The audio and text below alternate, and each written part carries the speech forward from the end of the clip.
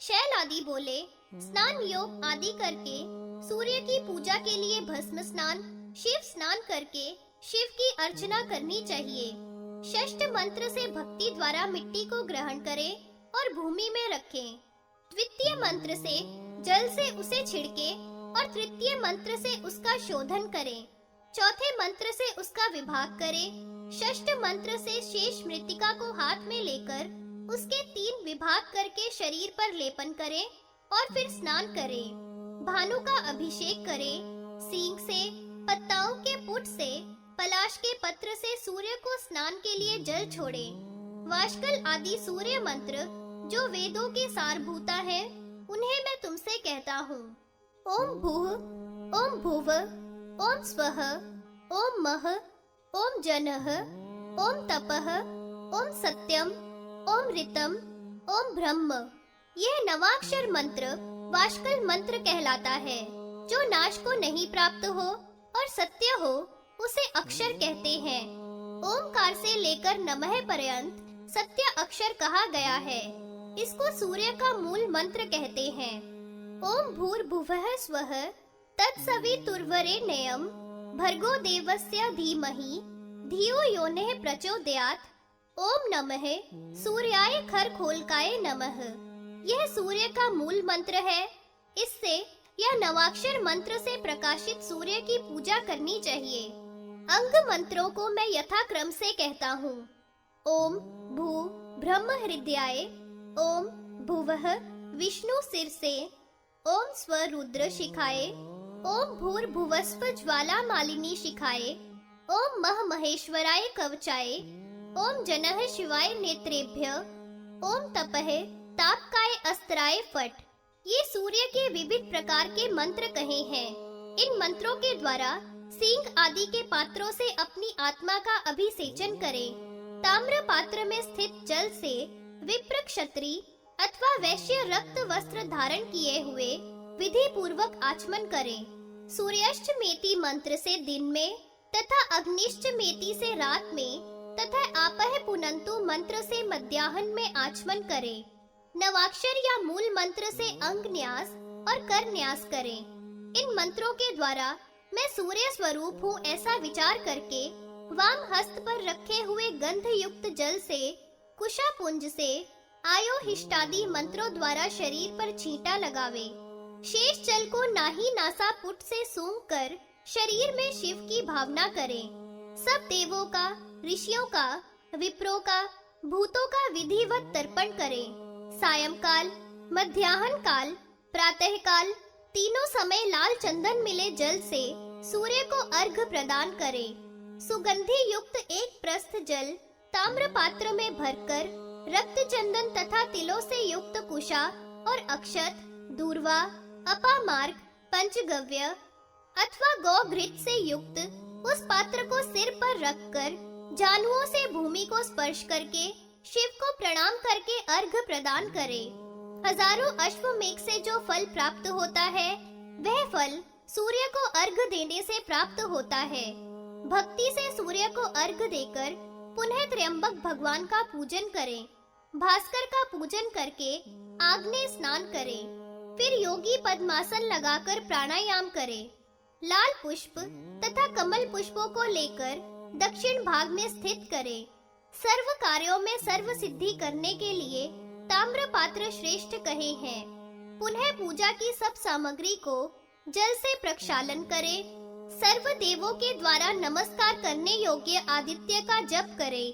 मंत्र बोलकर सूर्य को नमस्कार करें। दीप्ता, सूक्ष्मा, जया, भद्रा, विभूति, विमला, अघोरा, विक्रता 8 शक्तियां सूर्य भगवान के सामने हाथ जोड़कर खड़ी रहती हैं। इनके मध्य में सर्वतोमुखी वरदान देने वाली देवी की स्थापना है। वाष्कल मंत्र से इनका आवाहन और पूजा करें। पद्मनाभ की भास्कर की मुद्रा बनावें। मूल मंत्र से पाद्य आचमन आदि करावें। रक्त पुष्प, रक्त चंदन, धूप, दीप, नैवेद्य आदि तथा तांबूल वाष्कल मंत्र के ही द्वारा अर्पण करें। दीपक भी इस मंत्र से प्रदान करें। कमल की कर्णिका में अष्टमूर्ति का विन्यास करके ध्यान करें। बिजली की सी चमक वाली शांत स्वरूप अस्त्र धारिणी, सब आभरणों से युक्त, रक्त चंदन माला व वस्त्र धारण किए हुए, सिंदूर के समान अरुण वर्ण वाली ऐसी अष्टमूर्ति भास्कर रूप महेश्वर का ध्यान करें। उसी मंडल में सोम, मंगल, बुध, बृहस्पति, शुक्र, शनि, राहु, केतु का भी ध्यान करें। सभी दो भुजा तथा दो नेत्र वाले हैं, परंतु राहु का तो उधर्व शरीर ही है। इनको इनके नाम से प्रणव आदि में लेकर नमः बाद में लगाकर पूछना चाहिए, जैसे ओम सोमाय नमः।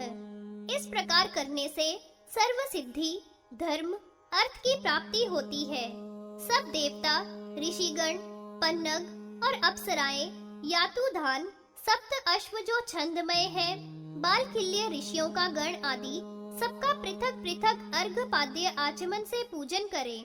पूजन के बाद 1000, आधा हजार या 108 बार वाष्कल मंत्र का जप करना चाहिए। जप के दशांश पश्चिम दिशा में परिमाण के अनुसार कुंड बनाकर हवन करना चाहिए। प्रभावती शक्ति का गंध, पुष्प आदि से वाष्कल मंत्र से पूजन करें। पश्चात मूल मंत्र से पूर्णाहुति करें। भास्कर रूप देव देव शंकर का अंगों सहित पूजन करके अर्घ और प्रदक्षिणा करनी चाहिए।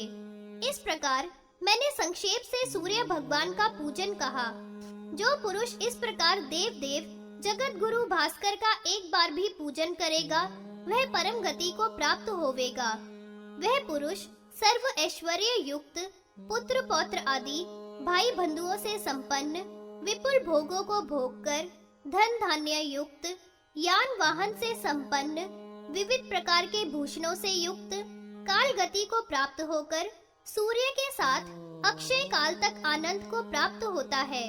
फिर यहाँ आकर राजा होता है अथवा वेद वेदांग संपन्न ब्राह्मण होता है।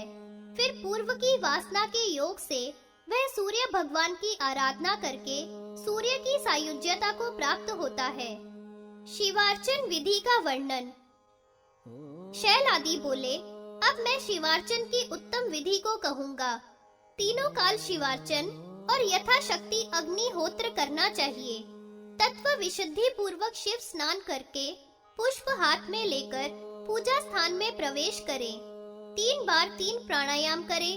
अव्यक्त बुद्धि, अहंकार तथा तन्मात्रा आदि से उत्पन्न शरीर को शिव रूपी अमृत से पवित्र करके हृदय रूपी कमल की कर्णिका में साक्षात शिव का ध्यान करें, जो 5 मुख 10 भुजा वाले हैं, सर्व आभरणों से भूषित हैं, प्रत्येक में 3-3 नेत्र वाले हैं तथा चंद्रमा की कला से सुशोभित मस्तक वाले हैं, पद्म आसन आसीन, शुद्ध स्फटिक मणि के सदृश श्वेत वर्ण, उधर्व मुख शिव का पूर्व में ध्यान करना चाहिए।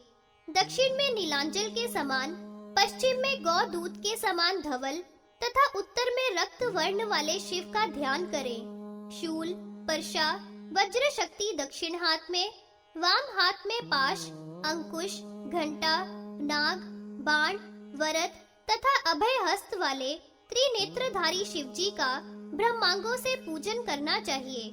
ब्रह्मांग 5 शिवांग ही कहे हैं, सो उन्हें भी तुमको बताता हूँ। ओम ईशानः सर्व विद्या नाम हृदय शक्ति बीजाय नमः।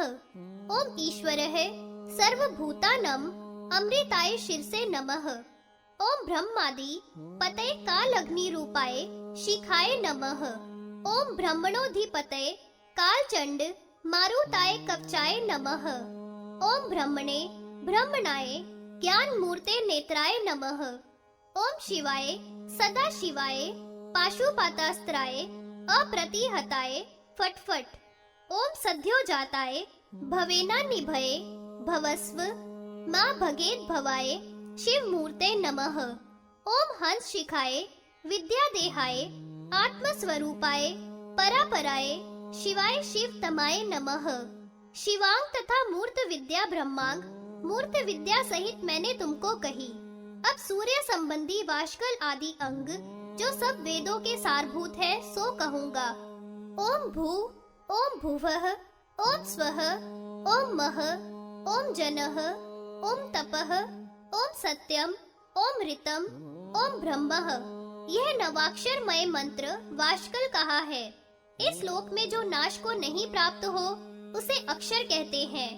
प्रणव आदि से नमः तक के सभी अक्षर सत्य कहे हैं। ओम भू, ओम भुवः, ओम स्वः, तत्सवितुर्वरेण्यं भर्गो देवस्य धीमहि धियो यो नः प्रचोदयात्।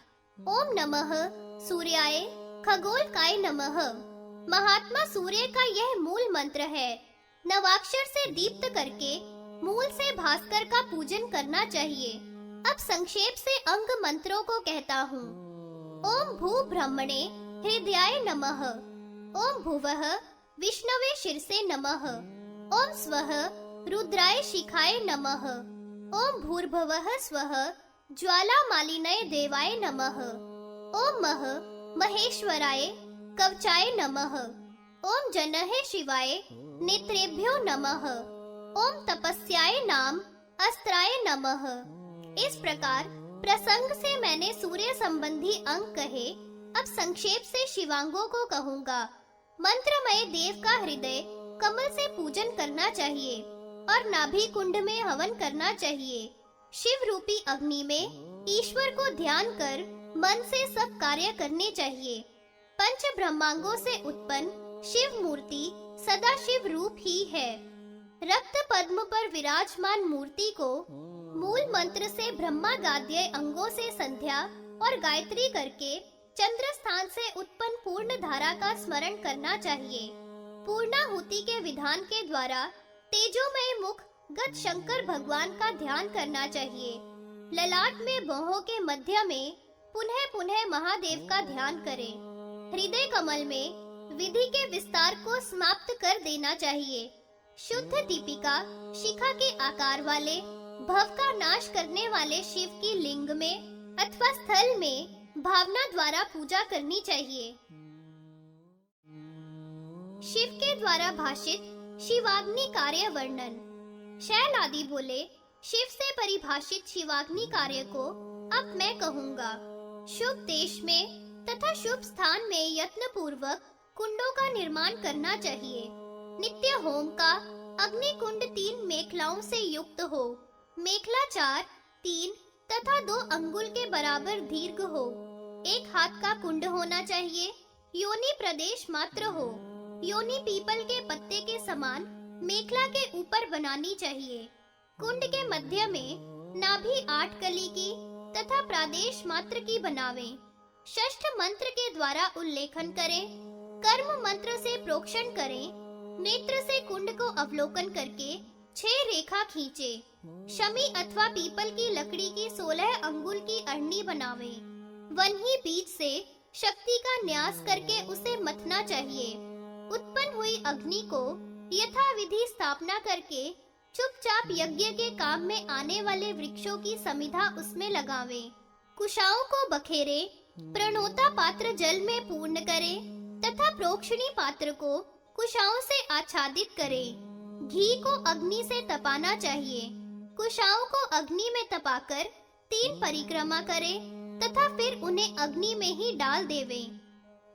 श्रुक और श्रुवा स्वर्ण का, रत्नों का, चांदी का अथवा यज्ञ के वृक्षों की लकड़ी का ही बना लेना चाहिए।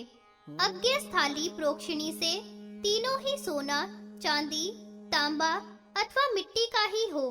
शांति कर्म हो या पौष्टिक कर्म हो, इनसे अतिरिक्त किसी भी धातु के न बनावे।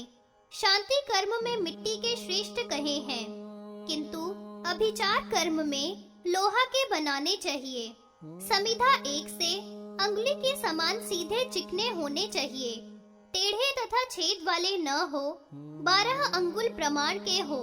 ऐसी समिधा ही शुभ कार्य के लिए शुभ कही है। गौ का घृत अति उत्तम होता है। कपिला का हो तो और श्रेष्ठ है।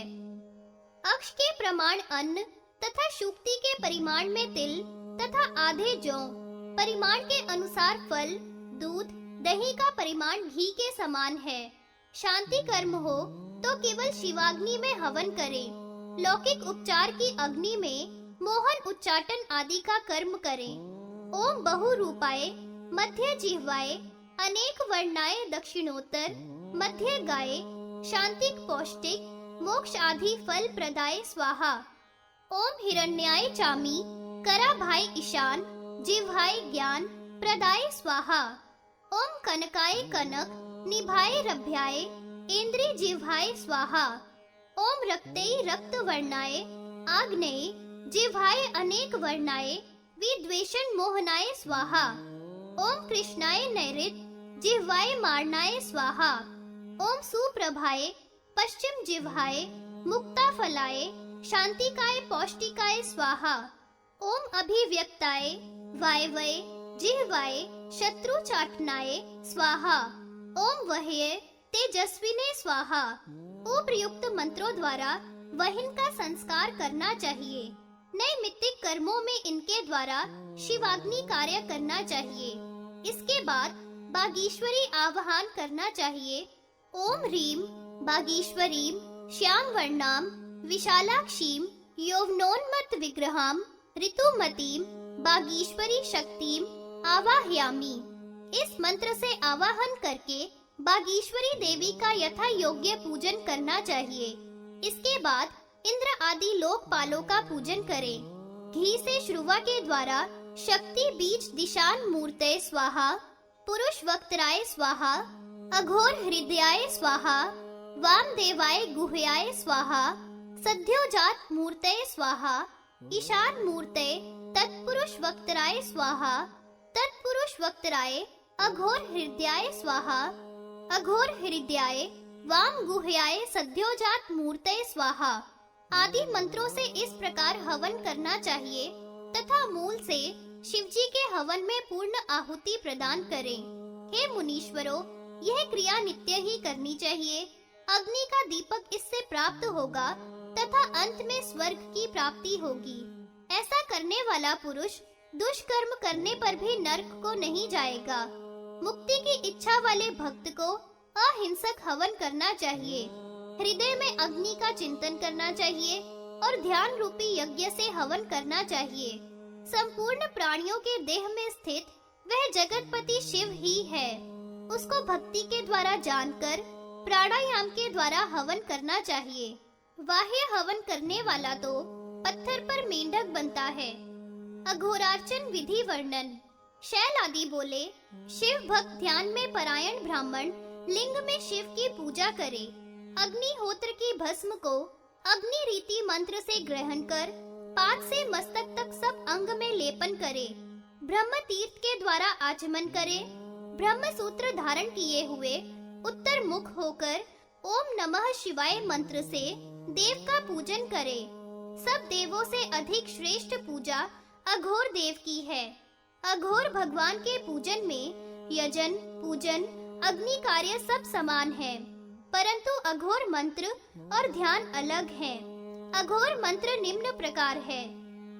अघोरेभ्यो अथ घोरेभ्यो घोर घोर करेभ्य सर्वेभ्यः सर्वेश्वरेभ्यः नमस्ते अस्तु रुद्र रूपेभ्यः। इसके बाद अंग न्यास कहता हूँ। अघोरेभ्यः प्रशांत हृदयाय नमः। अथ घोरेभ्यः सर्वात्म ब्रह्म शिर से स्वाहा। चोर घोर करेभ्यः ज्वाला मालिनी शिखाए वषट। सर्वेभ्य पिंगल कवचाए हूँ। नमस्ते अस्तु रुद्र रूपेभ्य नेत्रत्रयाय वोषट। सहस्त्राक्षाय द्विभेदाय पाशुपतास्त्राय हुम फट। स्नान करके आचमन करके अघमर्शन करें। विधि पूर्वक पूजन करना चाहिए। पुनः सूर्य का पूजन करके सूर्य को अर्घ्य प्रदान करें। आत्मा में स्थित मूर्ति का ध्यान करें। 38 कलाओं वाले 3 तत्वों सहित 18 भुजाओं वाले गज चर्मधारी बागंबर ओढ़े हुए अघोर रूप परमेश्वर 32 अक्षर रूप और 32 शक्तियों से युक्त संपूर्ण आभूषणों से युक्त सर्व देवों के द्वारा नमस्कार किए जाने वाले कपालों की माला धारण करने वाले सर्व बिच्छू के भूषण धारण करने वाला पूर्ण चंद्रमा के समान मुख वाले करोड़ों चंद्रमाओं की कांति वाले चंद्र रेखा धारण करने वाले शक्ति सहित नील रूप, हाथों में खड्ग, खेटक, पाश, अंकुश, नाग कक्षा, धनुष, पाशुपतास्त्र, दंड, खटवांग, तंत्री, घंटा, विपुल, त्रिशूल, दिव्य डमरू, वज्र, गदा, टंक, चमकती हुई मुद्गल धारण करने वाले तथा वरद और अभय हस्त वाले परमेश्वर का ध्यान करें तथा पुनः अघोर का पूजन और हवन करें। हवन पूर्व में कही विधि से करना चाहिए। केवल मंत्र का भेद है, सो मैंने तुम्हें अघोर भगवान का मंत्र बता ही दिया। अष्ट पुष्पांजलि, गंध आदि पूजन और स्तुति भगवान को निवेदन करें तथा बाद में बलिदान निम्न मंत्र के द्वारा करें। रुद्रेभ्यो, मातृगणेभ्यो, यक्षेभ्यो, सुरेभ्यो, गृहेभ्यो, राक्षसेभ्यो, नागेभ्यो, नक्षत्रेभ्यो, विश्वगणेभ्यो, क्षेत्रपालेभ्यः। अथ वायु वरुण दिग्भागे क्षेत्रपाल बलि क्षिपेत, ऐसा मंत्र बोलकर वायव्य दिशा में या वरुण की दिशा में बलि को रख आवे। अर्घ, गंध, पुष्प, धूप, दीप, नैवेद्य, तांबूल निवेदन करके 8 पुष्पों की पुष्पांजलि दे और सब विधि पूर्ववत ही है। इस प्रकार अघोर की अर्चन विधि मैंने तुम्हें संक्षेप से कही। अघोर भगवान की पूजा लिंग में अथवा स्थंडल में करें, परंतु स्थंडल से करोड़ गुना फल लिंग अर्चन में तत्पर ब्राह्मण महान पापों में पड़कर भी उनमें लिप्त नहीं होता, जैसे जल में पड़कर कमल का पात्र। लिंग के दर्शन से पुण्य होता है, दर्शन से स्पर्शन अधिक श्रेष्ठ है। और हे ब्रह्मपुत्र सनत कुमार, अर्चन से अधिक तो कुछ है ही नहीं। इस प्रकार यह लिंगार्चन विधि मैंने संक्षेप से कही, विस्तार से तो करोड़ों वर्ष तक भी नहीं की जा सकती। जीवत श्राद्ध विधान वर्णन। सूची बोले, हे मुनीश्वरों, अब मैं जीवत श्राद्ध विधि को संक्षेप से कहूँगा, जो ब्रह्मा जी ने पूर्व में मनु, वशिष्ठ, भृगु आदि के लिए कही है। वह सर्व सिद्धि करने वाली है, उसे आप लोग श्रवण करें। पर्वत पर, नदी के किनारे, वन में अथवा आयतन में मरण समय में जीवत श्राद्ध करना चाहिए।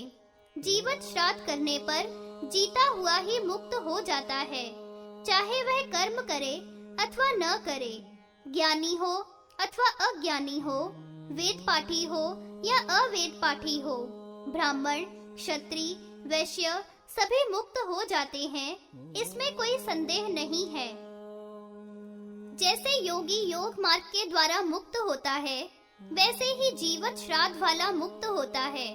भूमि की परीक्षा करके उसे शुद्ध करें, बालू का स्थंडल बनावें, उसके बीच में 1 हाथ का कुंड बनावें अथवा बाण के बराबर का कुंड बनावें।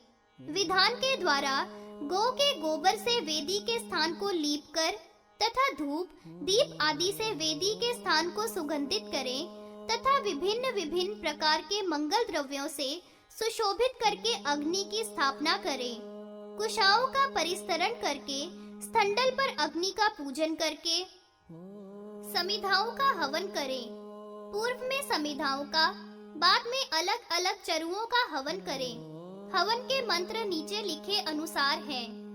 ओम भू ब्रह्मणे नमः, ओम स्व रुद्राय स्वाहा, ओम मह ईश्वराय नमः, ओम मह ईश्वराय स्वाहा, ओम जनः प्रकृतये नमः, ओम जनः प्रकृतये स्वाहा, ओम तपः मुद्गलाय नमः, ओम मुद्गलाय स्वाहा, ओम ऋतं पुरुषाय नमः, ओम ऋतं पुरुषाय स्वाहा, ओम सत्य शिवाय नमः, ओम सत्यम शिवाय स्वाहा, ओम शर्व धरा में गोपाये घ्राणे गंधम शर्वये देवाय भूर्नमः, ओम शर्व धरा में गोपाये घ्राणे गंधम शर्वये भू स्वाहा, ओम शर्व धरा में गोपाये घ्राणे गंधम शर्वस्य देवस्य पत्न्यै भूर्नमः, ओम शर्व धरा में गोपाये घ्राणे गंधम शर्व पत्न्यै भू स्वाहा,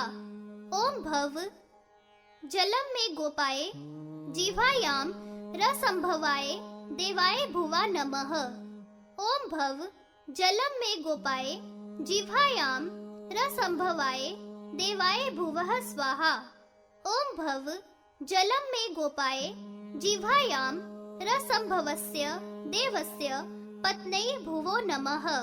ओम भव जलम में गोपाये जिह्वायाम रसंभवस्य पत्न्यै भुवः स्वाहा। ओम रुद्राग्निम में गोपाये नेत्रे रूपम रुद्राय स्वरो नमः। ओम रुद्राग्निम में गोपाये नेत्रे रूपम रुद्रस्य देवस्य पत्नी स्वः स्वाहा। ओम उग्र वायुम में गोपाये त्वचि स्पर्शम उग्राय देवाय महर नमः। ओम उग्र वायुम में गोपाये त्वचि स्पर्शम उग्राय देवाय मह स्वाहा। ओम उग्र वायुम में गोपाये त्वचि स्पर्शम उग्रस्य देवस्य पत्न्यै महरोम नमः। ओम उग्र वायुम में गोपाये त्वचि स्पर्शम उग्रस्य देवस्य पत्न्यै मह स्वाहा। ओम भीम सुशिरम में गोपाये श्रोत्रे शब्दम भीमाय देवाय जनो नमः। ओम भीम सुशिरम में गोपाये श्रोत्रे शब्दम भीमाय देवाय जनः स्वाहा। ओम भीम सुशिरम में गोपाये श्रोत्रे शब्दम भीमस्य देवस्य पत्न्यै जनो नमः। ओम भीम सुशिरम में गोपाये श्रोत्रे शब्दम भीमस्य देवस्य पत्न्यै जनः स्वाहा इत्यादि तथा ओम भूः स्वाहा, ओम भुवः स्वाहा, ओम स्वः स्वाहा, ओम भूर्भुवः स्वः स्वाहा। इस प्रकार मंत्रों से हवन करके 7वें दिन योगींद्रों को जो श्राद्ध के योग्य हो उन्हें भोजन करावें। ब्राह्मणों के लिए वस्त्र, आभूषण, शैया, कांच पात्र, ताम्र पात्र, सुवर्ण पात्र, चांदी के पात्र, धेनु, तिल, खेत, दासी, दास तथा दक्षिणा आदि प्रदान करनी चाहिए। पहली तरह पिंड को 8 प्रकार से देना चाहिए। 1000 ब्राह्मणों को दक्षिणा सहित भोजन कराना चाहिए। योग में तत्पर भस्म लगाए हुए जितेंद्रिय योगी को 3 दिन तक महाचरु निवेदन करना चाहिए। मरने पर करे या न करे वह तो जीवित ही मुक्त है। नित्य नैमित्तिक कार्यों को बांधव के मरने पर नहीं त्यागना चाहिए, क्योंकि उसे शौचा शौच नहीं लगता। उसका सूतक स्नान मंत्र से ही शुद्ध होता है। अपनी स्त्री में पुत्र के उत्पन्न होने पर उसका भी सर्व कर्म ऐसे ही करना चाहिए, क्योंकि वह पुत्र भी ब्रह्म के समान होता है। यदि कन्या उत्पन्न होगी तो वह अपर्णा के समान होगी। उसके वंशज सब मुक्त हो जाएंगे। नरक से सब पितृ मुक्त हो जाएंगे। इस प्रकार यह सब ब्रह्मा जी ने पूर्व में मुनियों से कहा था। सनत कुमार ने श्री कृष्ण द्वैपायन से इसको कहा और वेद व्यास से मैंने सुना। सो मैंने अति गोपनीय और कल्याणप्रद रहस्य तुमसे कहा। इसे मुनिपुत्र और भक्त को देना चाहिए, अभक्त को नहीं देना चाहिए।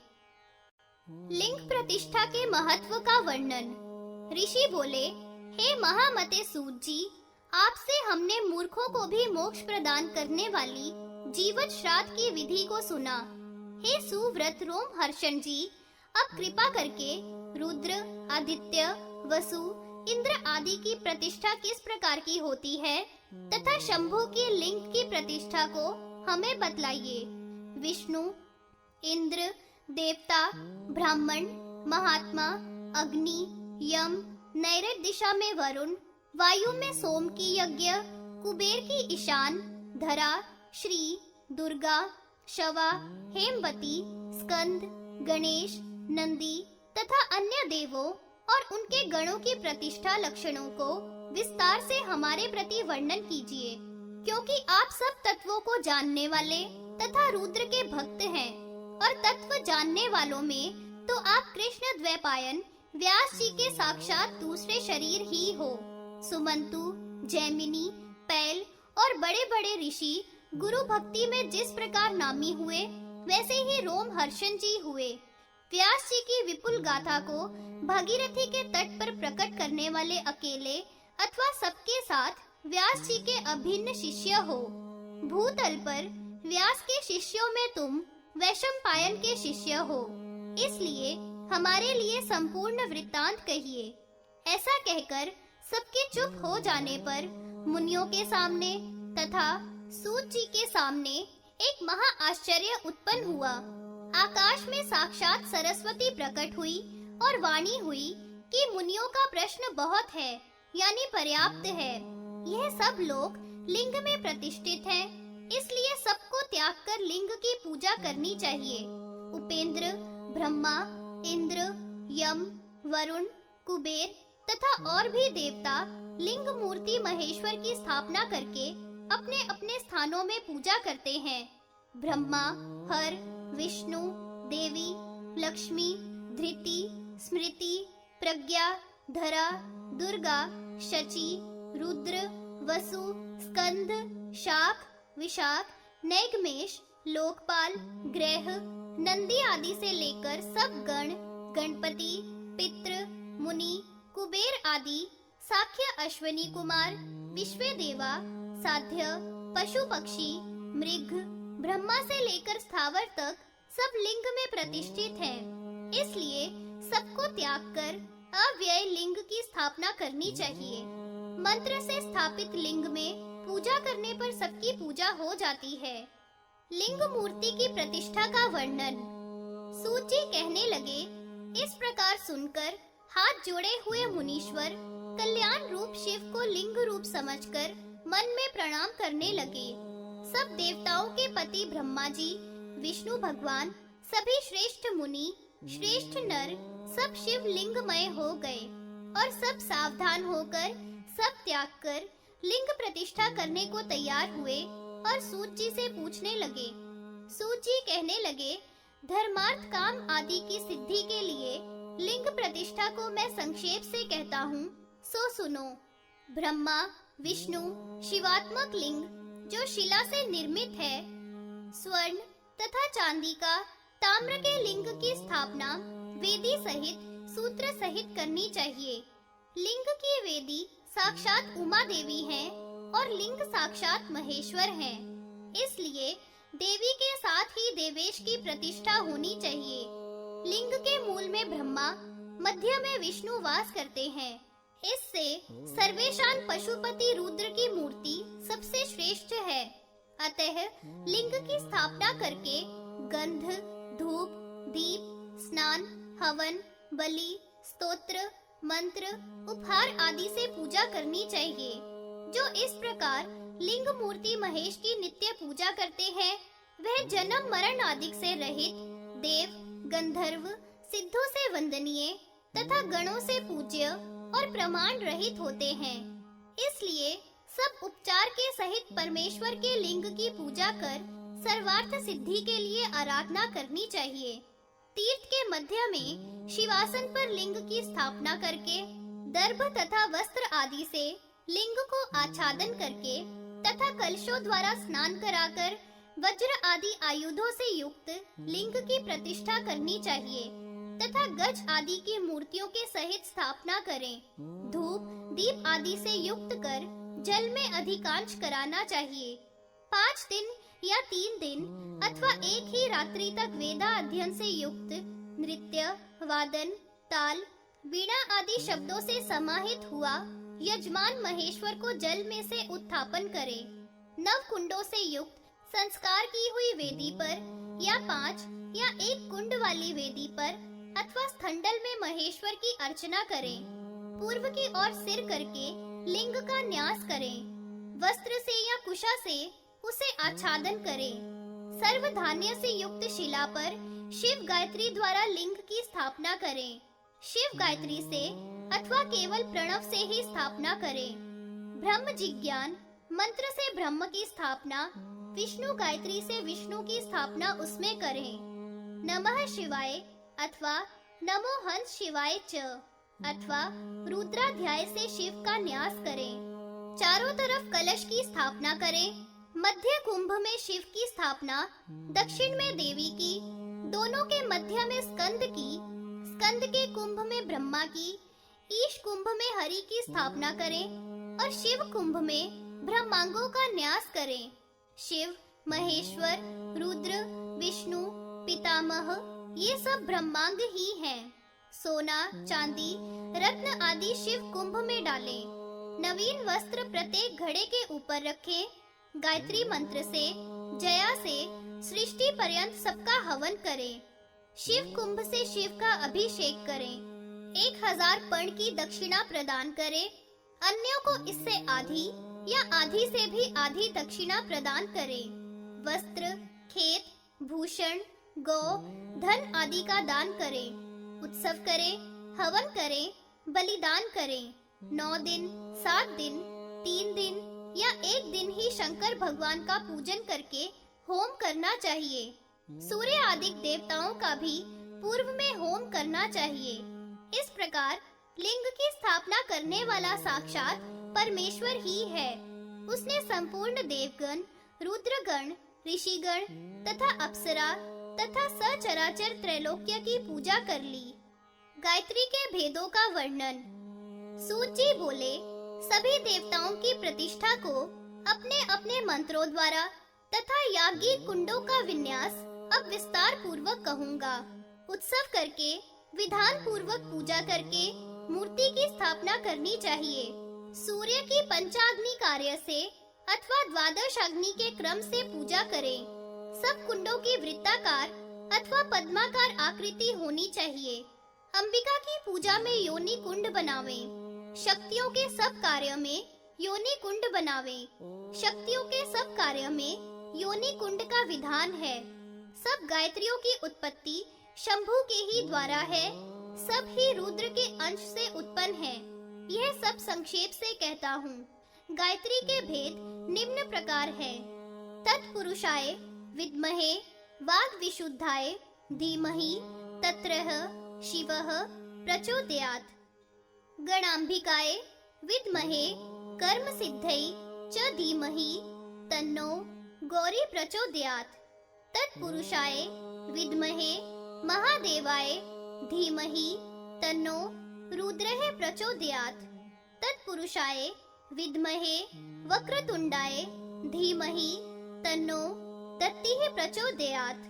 महासेनाय विद्महे वाग्विशुद्धाय धीमहि तन्नः स्कंदः प्रचोदयात्। तीक्ष्ण श्रृंगाय विद्महे वेदपादाय धीमहि तन्नो वृषः प्रचोदयात्। हरिवक्त्राय विद्महे रुद्रवक्त्राय धीमहि तन्नो नंदी प्रचोदयात्। नारायणाय विद्महे वासुदेवाय धीमहि तन्नो विष्णु प्रचोदयात्। महाअंबिकाय विद्महे कर्म सिद्धै च धीमहि तन्नो लक्ष्मीः प्रचोदयात्। समुद्रिताय विद्महे विष्णुनैकेन धीमहि तन्नो राधा प्रचोदयात्। वैनत्याय विद्महे सुवर्णपक्षाय धीमहि तन्नो गरुडः प्रचोदयात्।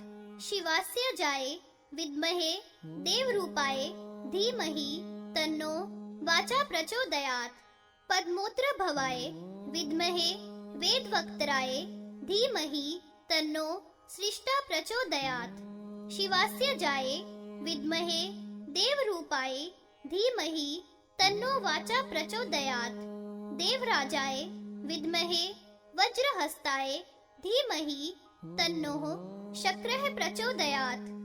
रुद्रनेत्राय विद्महे शक्तिहस्ताय धीमहि तन्नो वह्नि प्रचोदयात्।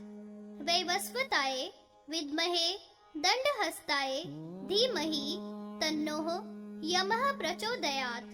निशाचराय विद्महे खड्गहस्ताय धीमहि तन्नो निरृतिः प्रचोदयात्। शुद्धहस्ताय विद्महे पाशहस्ताय धीमहि तन्नो वरुणः प्रचोदयात्। सर्वप्राणाय विद्महे यष्टिहस्ताय धीमहि तन्नो वायुः प्रचोदयात्। यक्षेश्वराय विद्महे गदाहस्ताय धीमहि तन्नो यक्षः प्रचोदयात्। कात्यायनी विद्महे कन्याकुर्भाय धीमहि तन्नो दुर्गा प्रचोदयात्। इस प्रकार से तत् देव के अनुरूप भिन्न भिन्न गायत्री से देवताओं की पूजा और स्थापना करनी चाहिए अथवा अतुल विष्णु भगवान को पुरुष सूक्त से या देव गायत्री से स्थापना करनी चाहिए। वासुदेव प्रधान है, फिर वे शंकर शरण है, फिर प्रद्युमन है। ये उनके मूर्ति के भेद हैं। बहुत प्रकार की भगवान की शाप उत्पन्न मूर्ति जगत के हित के लिए है, जैसे मत्स्य, कूर्म, वराह, नरसिंह, वामन, राम, कृष्ण, बौद्ध, कल्की तथा अन्य भी भगवान की शाप से उत्पन्न मूर्तियों को उनकी गायत्री से स्थापना करनी चाहिए। ओम नमो नारायणाय यह अष्टाक्षर मंत्र परम शोभन है, अथवा ओम नमो वासुदेवाय नमः शंकर शणावच प्रद्युम्नाय प्रधानाय अनिरुद्धाय वै नमः। इस मंत्र से भगवान की स्थापना करें। अचल मूर्ति में सब कार्य करते तथा चल में भी सब विधान से नेत्रोन्मीलन नेत्र मंत्र से करना चाहिए। खेत की, बगीचा की, नगर की परिक्रमा तथा जलाधिवास पूर्ववत ही करना चाहिए। कुंड और मंडप का निर्माण तथा शयन पूर्ववत ही करना चाहिए। नवाग्नि भाग से 9 कुंडों में हवन करना चाहिए, अथवा 5 कुंडों के अथवा एक ही कुंड में हवन करें। यह परंपरा से चला आया हुआ दिव्य प्रतिष्ठा का वर्णन मैंने तुमसे कहा। शिला से उत्पन्न मूर्ति, बिंब द्वारा या चित्र द्वारा बनी मूर्ति आदि सबकी प्रतिष्ठा को इसी प्रकार जानो जो मैंने कही है। प्रासाद की प्रतिष्ठा भी ऐसे ही कही गई है, क्योंकि प्रासाद भी इसका अंग है, जैसे शरीर के अंग होते हैं। वृष, अग्नि, मात्र, विघ्नेश, कुमार, दुर्गा, चंडी आदि का भी गायत्री द्वारा विन्यास करें। लोकपाल गणेश आदि का भी विन्यास करें तथा क्रम से स्थापना करें। उमा, चंडी, नंदी, महाकाल, महामुनि, विघ्नेश्वर, महाभृंगी, स्कंद की स्थापना करें। इंद्र आदि देवताओं की, ब्रह्मा की, जनार्दन विष्णु की भी यत्न से स्थापना करें। अनंत आदि देवताओं की स्थापना प्रणव के द्वारा सिंहासन पर करें। कमल के ऊपर उनके गुह्य अंग की स्थापना करें। अघोरेश प्रतिष्ठा विधान वर्णन। ऋषि बोले, हे सूत जी, आपने पहले अघोरेश प्रभु का महात्म्य कहा है, अतः उनकी पूजा प्रतिष्ठा को भी कहिए। सूत जी बोले, अघोर मंत्र से युक्त लिंग विधि के अनुसार ही प्रतिष्ठा करनी चाहिए। अग्नि की पूजा करनी चाहिए। 1000 अथवा 500 या 108 बार दधी, मधु और घृत से युक्त तिलों द्वारा हवन करना चाहिए। घी, मधु और सत्तू से सर्व दुखों का नाश होता है। तिल आदि का होम कल्याण देने वाला और व्याधियों का नाश करने वाला है। सहस्त्र बार की संख्या में हवन करने पर महा ऐश्वर्य की प्राप्ति होती है और 100 से व्याधियों का नाश होता है तथा जप करने से सब दुखों की निवृत्ति होती है। 108 बार तीनों काल में जप करना चाहिए। जो 108 बार 6 मास तक जप करता है उसे सब सिद्धि प्राप्त होती है, इसमें संदेह नहीं। 1000 बार दूध से हवन करता है, उसका ज्वर समाप्त हो जाता है। तीनों काल 1 मास तक 1000 बार होम करता है, उसको महा सौभाग्य की प्राप्ति होती है। दही, शहद, घी से युक्त जो 1 वर्ष तक हवन करता है उसको सिद्धियां प्राप्त होती हैं। जौ, क्षीर, दूध, घी, जाति, पुष्प तथा चावल के हवन से अघोर परमेश्वर शीघ्र प्रसन्न होते हैं। राजाओं को दधी के हवन से पुष्टि और दधी के हवन से शांति प्राप्त होती है। 6 मास तक घी का हवन करने से संपूर्ण व्याधियों का नाश होता है। 1 वर्ष तक तिलों का हवन करने से राज्य क्षमा नष्ट होती है। घी के हवन से जय तथा जौ के हवन से आयु प्राप्त होती है।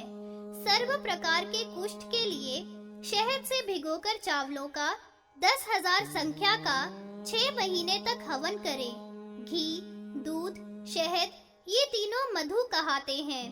इन तीनों से भगवान तुष्ट होते हैं और भगंदर को नाश करते हैं। केवल घी के होम से सब रोगों का नाश होता है। संपूर्ण व्याधियों का नाश करने वाला भगवान का ध्यान, स्थापन तथा विधि पूर्वक पूजन है। इस प्रकार अघोर परमात्मा का संक्षेप से प्रतिष्ठा योजन कहा। यही पहले नंदी ने ब्रह्मपुत्र सनत कुमार अपने शिष्य को कहा था और उन्होंने व्यास जी को कहा था। अघोर मंत्र के साधन से शत्रुनाश विधान वर्णन। ऋषि बोले, त्रिशूलधारी शिव भगवान ने अपने अपराधियों का निग्रह कहा है। सो हे रोम हर्षण जी, आप हमसे कहिए, आपसे लौकिक, वैदिक, श्रोत स्मार्त कुछ भी अविदित नहीं है। सूत जी बोले, पूर्व में भृगुपुत्र शुक्राचार्य ने अपने शिष्य हिरण्याक्ष के लिए निग्रह का वर्णन किया है। उन्हीं के प्रसाद से हिरण्याक्ष देव, असुर, मनुष्य सब त्रिलोकी को जीतकर बड़ा प्रतापी हुआ। गणप, अंधक, 4 विक्रम आदि पुत्रों को पैदा कर लोक में शोभा को प्राप्त हुआ। वाराह भगवान ने उसे मार दिया था। वह स्त्री, बालक तथा गौ आदि को बाधा पहुंचाता था। वह दैत्य पृथ्वी को रसातल में ले गया। हजारों वर्षों में जाकर वाराह भगवान ने उसको मारा है। अघोर सिद्धि के लिए ब्राह्मणों को बाधा नहीं पहुंचानी चाहिए। स्त्री, बालकों को कष्ट नहीं देना चाहिए। यह परम गुह्य से गुह्य बात तुमसे कही। आतताइयों के लिए यह विधि करनी चाहिए और अपने राष्ट्र के राजा के लिए नहीं करनी चाहिए तथा ब्राह्मण के लिए नहीं करें। अति कठिन समय में सेना का नाश होता है, इसमें संदेह नहीं। अघोर रूपी अघोर मंत्र का 1 लाख जप करें। दशांश तिलों का विधि पूर्वक हवन करें। विधि पूर्वक 1 लाख सफेद पुष्पों से शिव का पूजन करें। लिंग में तथा वहीन में पूजा करें। इस प्रकार मंत्र सिद्ध होता है। प्रेत स्थान में विशेष करके मंत्र सिद्ध होता है।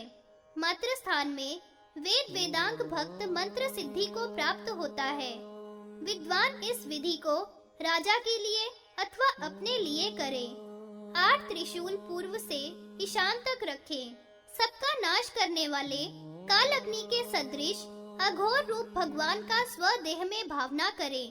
वह शून्य, कपाल, पाश, दंड और धनुष, बाण, डमरू, खड्ग 8 हाथों में धारण करने वाले नीलकंठ दिगंबर 5 तत्व धारण किए हुए, आधा चंद्रमा मस्तिष्क पर धारण किए हुए, भयंकर दाढ़ के कारण कराल मुख वाले, रौद्र दृष्टि वाले, हुम फट शब्दों से अखिल दिशाएं जिन्होंने शब्दायमान कर रखी हैं, त्रिनेत्र वाले, नागपाश से मुकुट बांधने वाले, प्रेत भस्म को धारण करने वाले, प्रेत, भूत, पिशाच, डाकिनी आदि से घिरे हुए, गज चर्म ओढ़े हुए, सर्पों का भूषण धारण करने वाले, बिच्छुओं के अलंकार धारण करने वाले, नील बादल के समान शब्द करने वाले, नील पर्वत के समान रूप वाले, बागंबर ओढ़ने वाले हैं।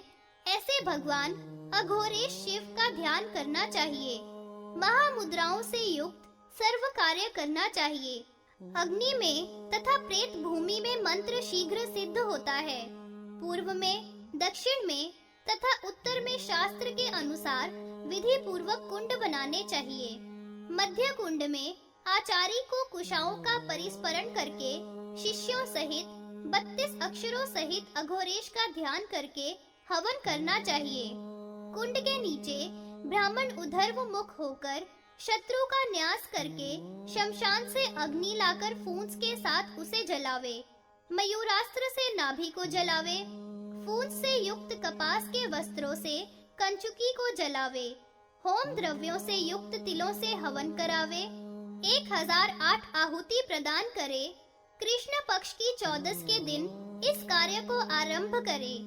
ऐसा करने पर राजा के शत्रु कुल सहित तथा संपूर्ण दुखों के सहित यमलोक को प्राप्त हो जावेंगे। इसी मंत्र से मनुष्य के कपाल में खम, केश अंगार कुश, कंचुक, वस्त्र धुली विशैले सर्प के दांत, बैल के दांत, गौ के दांत, व्याघ्र के नख या दांत, काले मृग के दांत, विडाल के दांत, नकुल के दांत, वाराह के दांत, इनको सिद्ध करे तथा 108 बार अघोर मंत्र का ही जप करे। उस कपाल को घर में, खेत में, प्रेत स्थान में, राष्ट्र में मुर्दे के वस्त्र से लपेटकर शत्रु के राशि में आठवें सूर्य या चंद्रमा होने पर पृथ्वी में गाड़ दे। ऐसा करने पर उस स्थान का तथा शत्रु का नाश हो जाए, अथवा राजा के शत्रु की मूर्ति भूतल में दर्पण के ऊपर वितान के ऊपर लिखकर दक्षिण पैर से उसके सिर पर लात मारे।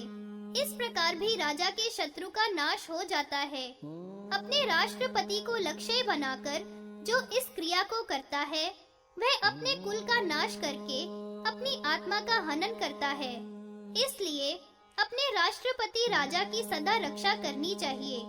मंत्र और औषधि और क्रिया हर एक किसी को नहीं देनी चाहिए। इस रहस्य को मैंने तुमसे कहा है। वज्रेश्वरी विद्या का वर्णन। ऋषि बोले, हे भगवन, आपने घोर निग्रह का वर्णन हमारे प्रति किया है। अब वज्रवाहिनिका नाम की विद्या को कहिए। सूत जी बोले, वज्रवाहिनिका नाम की विद्या सब शत्रुओं को भयंकर है। इसके लिए राजा को वज्र का अभिषेक करना चाहिए। वज्र को विधान से बनाकर इस विद्या से अभिषेक करके वज्रधारी पुरुष घृतादि से हवन कुंड में हवन करे। उस वज्र को नित्य छिपा कर रखे। उस वज्र को लेकर शत्रु विजय के लिए चले तो संग्राम में अवश्य जीते। पूर्व में ब्रह्मा जी ने इंद्र के उपकार के लिए वज्रेश्वरी विद्या को कहा था। इंद्र के द्वारा हत पुत्र हुआ त्वष्टा नाम का देव कहने लगा, हे इंद्र, तूने मेरे पुत्र विश्व रूप को मारा है, इसलिए मैं तेरा भाग प्राप्त नहीं होने दूंगा। ऐसा कहकर माया से सब आश्रम को उसने मोहित कर लिया। विश्व रूप को मारने वाला इंद्र इसी विद्या के द्वारा माया को भेदन करके अपने गणों सहित सोम का दान करने लगा। फिर शेष को लेकर क्रोध में भरे हुए त्वष्टा ने इंद्रस्य शत्रुवर्धस्य स्वाहा इस मंत्र से अग्नि में हवन किया। फिर कालाग्नि के सदृश वृत्रासुर उत्पन्न हुआ। उसे देखकर इंद्र गणों सहित भाग गया। ब्रह्मा जी ने इंद्र से कहा कि इस वज्र को छोड़कर इसे मारो। वह देवेंद्र तब निशंक होकर वज्र के प्रहार से उसका नाश करते गए। तब से यह वज्रेश्वरी विद्या शत्रुओं को भयंकर और नाश करने वाली है। सब पापों को नाश करने वाली इस विद्या को मैं तुमसे कहता हूँ। ओम भूर्भुवः स्वः तत्सवितुर्वरेण्यं भर्गो देवस्य धीमहि धियो यो नः प्रचोदयात्। ओम फट जहि हुम फट छिंदी भिंदी जहि हन हन स्वाहा। यह सब शत्रुओं को भयंकर वज्रेश्वरी विद्या है। हे मुनि श्रेष्ठो, इसी विद्या के द्वारा शंभु सृष्टि का संहार करते हैं। वशीकरण तथा आकर्षण आदि का वर्णन। ऋषि बोले, हे रोम हर्षण जी, वज्रेश्वरी विद्या जो इंद्र का उपकार करने वाली है, वह हमने सुनी तथा हमसे राजाओं का महान उपकार होता है, यह भी सुना। इस विद्या का विनियोग और बताइए। सूत जी बोले, वशीकरण, आकर्षण, विद्वेषण, उच्चाटन, स्तंभन, मोहन, ताड़न, उच्चाटन तथा छेदन, मारण, प्रतिबंध, सेना का स्तंभन आदि सब कार्य सावित्री मंत्र द्वारा ही सिद्ध होते हैं। आयातु वरदा देवी भूमयाम पूर्वत मूर्धनि ब्राह्मणेभ्यो हैनु ज्ञाता गच्छ देवी यथा सुखम। इस मंत्र द्वारा आवाहन आदि करें, फिर वशीकरण आदि सब क्रिया करें। देवी का आवाहन करके पूजन तथा अग्नि में हवन करें। इस विद्या से सब कार्य सिद्ध करें। वशीकरण इच्छा वाला 30,000 हवन जाति पुरुषों के द्वारा करें। आकर्षण करने वाला घी और कन्नेर से हवन करें। विद्वेष वाला लांगलक से तथा तेल के द्वारा उच्चारू वाला होम करें। स्तंभन की इच्छा वाला मधु से और मोहन वाला तिल से एवं ताड़न करने वाला रुधिर से अग्नि में हवन करें। खर, गज, ऊंट के स्तंभन के लिए सरसों का प्रयोग करना चाहिए।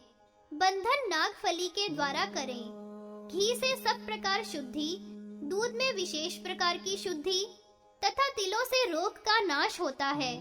कमल से धन की प्राप्ति, महुआ के पुष्प से कांति प्राप्त होती है। इस प्रकार सावित्री का हवन तथा संक्षेप से विनियोग मैंने तुमसे कहा। इस विद्या को केवल विधान पूर्वक जप करे तो भी सब प्रकार की सिद्धियों की प्राप्ति हो, इसमें कोई विचार नहीं करने चाहिए। मृत्युंजय विधि वर्णन। ऋषि बोले, हे सूत जी, अब आप ब्राह्मण, क्षत्रिय और वैश्यों के लिए मृत्युंजय विधि का वर्णन हमसे कीजिए, क्योंकि आप सर्वज्ञ हो और सब कुछ बताने में समर्थ हो। सूत जी बोले, हे श्रेष्ठ ब्राह्मणों, अब मैं मृत्युंजय विधि को बताऊंगा। विधि पूर्वक क्रम से एक नियुत अर्थात 1,00,000 बार घी से हवन करना चाहिए, अथवा घी सहित तिल और कमल से प्रयत्न सहित हवन करें, अथवा दूर्वा, घृत, गौ का दूध और शहद मिलाकर हवन करना चाहिए, अथवा केवल घी और खीर का चारू बनाकर अग्नि में हवन करें। इस प्रकार हवन करने वाला पुरुष काल मृत्यु को भी जीत लेता है, इसमें कोई संदेह नहीं करना चाहिए। त्र्यंबक मंत्र विधि वर्णन। सूत जी बोले, त्र्यंबक मंत्र के द्वारा देव त्र्यंबक को लिंग में अथवा आयुर्वेद के विशारद विद्वानों के द्वारा यथाक्रम भूतल पर पूजना चाहिए। 108 बार सफेद कमलों के द्वारा या लाल कमल के द्वारा तथा 1000 नील कमल के द्वारा शंकर भगवान की पूजा करनी चाहिए। पूजा करने के बाद पूर्व में बताए हुए क्रम के अनुसार पायस, भात, मूंग तथा मधुर भक्ष्य पदार्थों को जो सुरभि के दूध, दही, घी आदि के द्वारा बने हुए हो, उन्हें भगवान को निवेदन करना चाहिए। विशेष करके पूर्व में कहे हुए पुष्पों तथा चरु से होम कार्य करना चाहिए। एक नियुत यानी 1,00,000 भली भांति जप करना चाहिए। 1000 ब्राह्मणों को दक्षिणा सहित भोजन करावे, उन्हें 1000 गायें तथा सुवर्ण भी प्रदान करें। हे मुनीश्वरों, इस प्रकार का यह रहस्य मैंने तुम्हारे प्रति वर्णन किया, जो पूर्व काल में देव त्रिशूली भगवान शंकर ने मेरु पर्वत की चोटी पर विराजमान अमित तेज वाले स्कंद से कहा था। देव स्कंद ने सब लोगों के हित के लिए ब्रह्मपुत्र सनत कुमार जी से कहा। इसके बाद पराशर जी के पुत्र व्यास जी द्वारा परंपरा से यथाक्रम इस भूतल पर आया। व्यास जी ने अपने प्रिय पुत्र शुकदेव जी को परम धाम चले जाने पर बड़ा भारी शोक किया। तब उन्होंने त्र्यंबक भगवान को देखा और उनका दुख दूर हुआ। उन्होंने स्कंद की उत्पत्ति के विषय में सुना तथा विशेष करके त्र्यंबक के महात्म्य को सुना। हे ऋषियों, श्री कृष्ण द्वैपायन व्यास को जो भगवान ने कहा तथा व्यास जी की कृपा से जो मुझे प्राप्त हुआ, उस सबको मैं तुमसे कहूँगा। देव महादेव को विधिवत पूजकर त्र्यंबक मंत्र का विधि पूर्वक जप करना चाहिए। ऐसा करने पर वह पुरुष 7 जन्मों में भी किए गए सब पापों से मुक्त हो जाता है, संग्राम में उसकी विजय होती है तथा बड़े भारी सौभाग्य को प्राप्त करता है। इस मंत्र का 1,00,000 होम करने पर राज की इच्छा करने वाला राज को प्राप्त कर लेता है। 10,00,000 जप करके होम करने वाला पुत्रार्थी मनुष्य पुत्र को प्राप्त करता है, इसमें कोई संदेह नहीं। धन की इच्छा वाला भी 1 अयुत का जप करे। इस मंत्र के प्रभाव से मनुष्य धन धान्य आदि को प्राप्त कर सभी मंगलों को प्राप्त करता है तथा पुत्र पौत्र आदिकों के साथ इस लोक में क्रीड़ा करता हुआ अंत में स्वर्ग पाता है। लोक और वेद में यह मंत्र नाद के समान है, इसलिए इसके द्वारा नित्य ही भगवान त्र्यंबक की पूजा करनी चाहिए। अग्नि होम से यज्ञ का 8 गुना फल अधिक होता है। तीनों लोकों में, तीनों गुणों में, तीनों वेदों में तथा ब्राह्मण, क्षत्रिय, वैश्य तीनों जातियों में अकार, उकार, मकार इन तीनों मात्राओं में, सूर्य, चंद्र, अग्नि इन तीनों अग्नियों में, अम्बा, उमा और महादेव ये तीनों त्र्यंबक के नाम से स्थित हैं। वे सुंदर पुष्प वाले वृक्ष में जैसी सुगंध होती है वैसी सुगंध वाले हैं और अत्यंत शोभा वाले हैं। अति दूर से ही उन महात्मा शंभु की सुगंध आती रहती है, इसलिए भगवान शंकर सुगंध वाले हैं।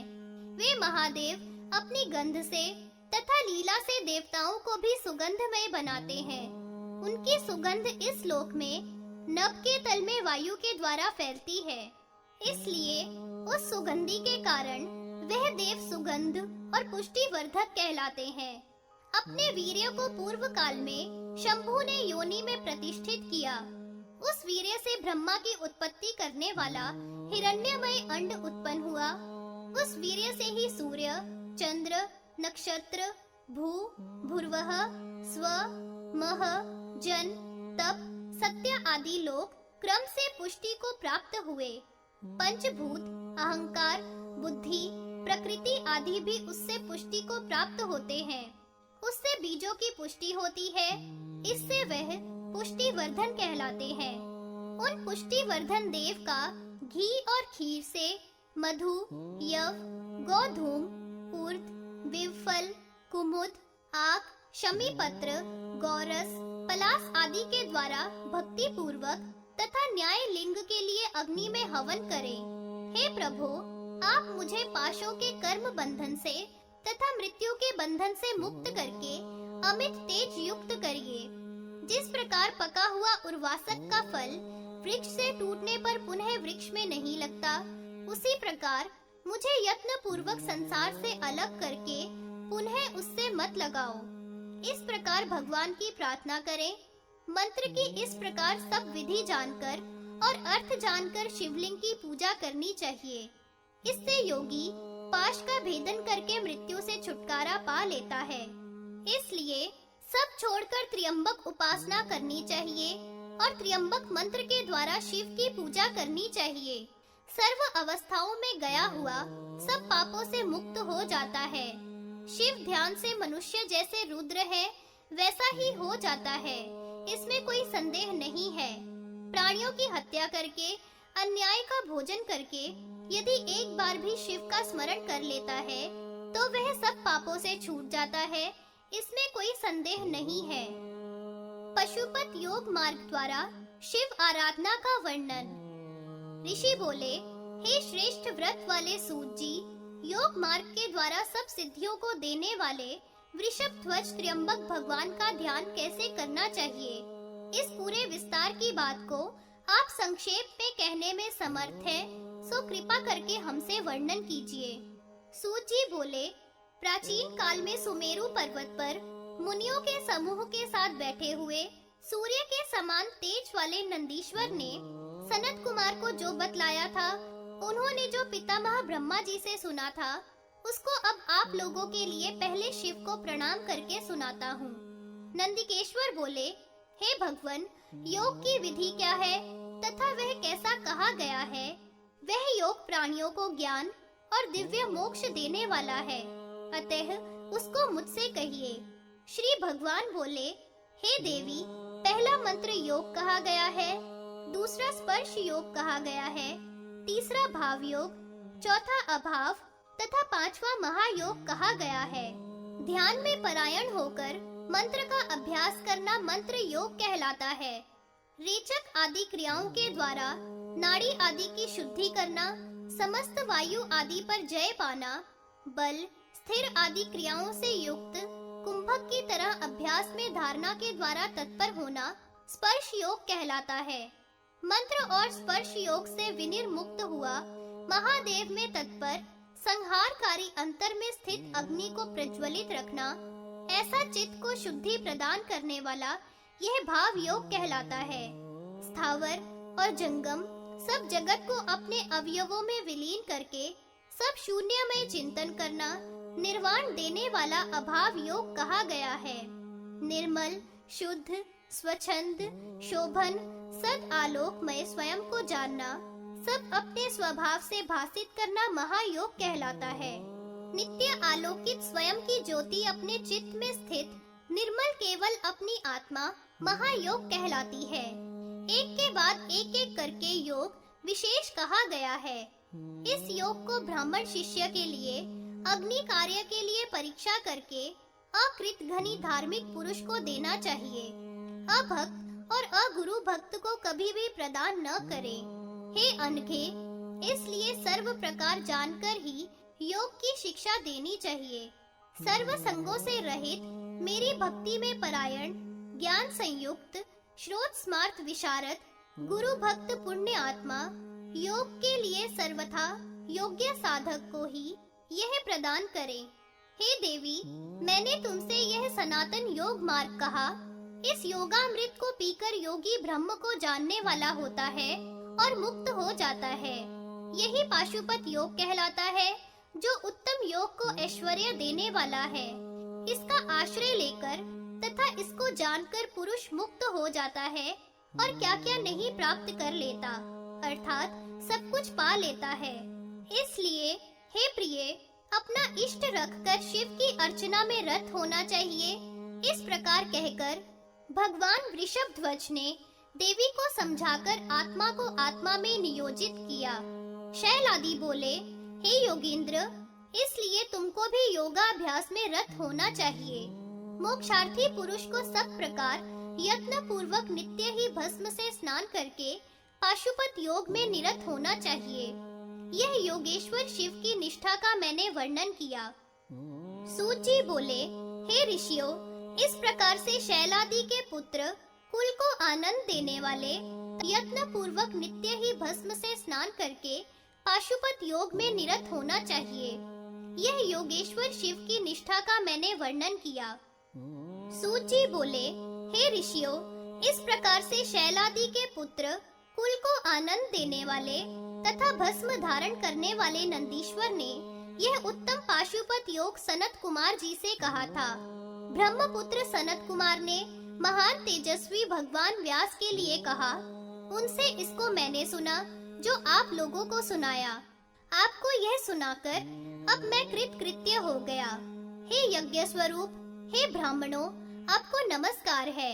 शांत स्वरूप शिव को तथा मुनीश्वर व्यास जी के लिए नमस्कार है। यह 11,000 श्लोकों का उत्तम लिंग पुराण है। इसके आदि भाग में 108 अध्याय हैं। यह पुराण धर्म, अर्थ, काम, मोक्ष को देने वाला है। सो हे मुनीश्वरों, मैंने तुम्हारे लिए वर्णन किया।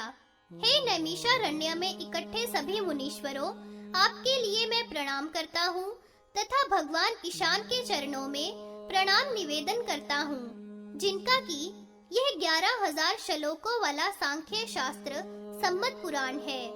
यह स्वयंभू भगवान ब्रह्मा ने कहा है कि इस लिंग पुराण को जो आदि से लेकर अंत तक पढ़ता है अथवा सुनता है अथवा ब्राह्मणों के द्वारा सुनाता है, वह परम गति को पाता है। तप, यज्ञ, दान, अध्ययन तथा विपुल शास्त्र आदि जो गति होती है, वह केवल लिंग पुराण के पढ़ने और सुनने से मिल जाती है और संसार से निवृत्ति होती है तथा भगवान में, मुझ में तथा नारायण देव में श्रद्धा और भक्ति बढ़ती है। अक्षय विद्या तथा वंश की वृद्धि होती है, ऐसा ब्रह्मा जी ने इसके विषय में कहा है। ऋषि बोले, हे रोमहर्षण जी, हमारी आपकी तथा तीर्थ यात्रा में रत नारद जी की सिद्धि और महान प्रीति इस पुराण के श्रवण करने से हुई है। यह सब भगवान विरूपाक्ष शंकर जी की महान कृपा है। इस प्रकार ब्राह्मणों ने और नारद जी ने सूत जी के शरीर का अपने हाथों से स्पर्श किया और कहा, हे सूत जी, महादेव वृषभध्वज आपका भला करें, आपका कल्याण हो। आपकी हमारे प्रति महान श्रद्धा है। हमारा भगवान शिव के लिए बारंबार नमस्कार है। श्री लिंग पुराण समाप्त।